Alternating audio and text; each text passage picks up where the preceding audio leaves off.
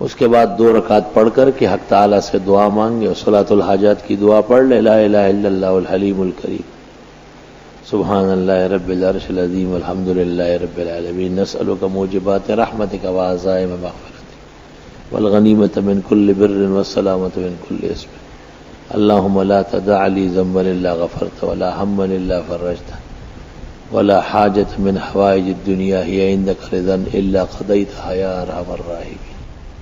اور پھر دعا مانگے. تجربہ ہے کہ اللہ اس مشکل کو حل کر دیتا ہے اور پریشانی دور ہو جاتی ہے. یہ تو روزانہ دن میں یا رات میں کسی وقت 2 رکعت پڑھ لینا چاہیے اور حاجات جتنی ہے حق تعالیٰ کے حضور پیش کر دی جائے کہ اللہ یہ مسائل اور مشکلات ہے، آپ اپنے خزانوں سے اس کا انتظام فرمائیں. اللہ پھر صرف یہ نہیں کہ اس کی وجہ سے ہزاروں اوروں کی مشکلات حل ہوگی. تو صلاۃ حاجت پر توجہ کم ہے لوگوں کی، کم پڑھتے ہیں، سمجھتے نہیں اس کو. ایک کان سے سن لیتے ہیں دوسرے سے نکال لیتے اور الجھے رہتے.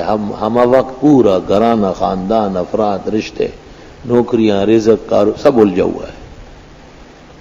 اس کی مثال ایسی ہے جس طرح ایک آدمی کے جسم کو آگ لگی ہے اور وہ بجھانے کا انتظام نہیں کر رہا ہے، اور کشتی کے اس تختے پہ کڑا ہے جو کشتی سے ٹوٹ چکا ہے اور چند لمحوں میں ڈوبنے والا ہے اور پرواہ کچھ نہیں ہے. اس کو کم عقل ہے، نا تجربہ کار ہے، اپنی جان کا دشمن ہے.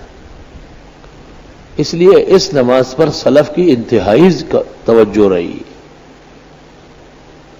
دن میں آپ کسی وقت پڑھ لیں، وقت کی کوئی پابندی نہیں، رات کو کسی گھڑی میں پڑھ لیں، لیکن پڑھنے کی عادت ڈالیں.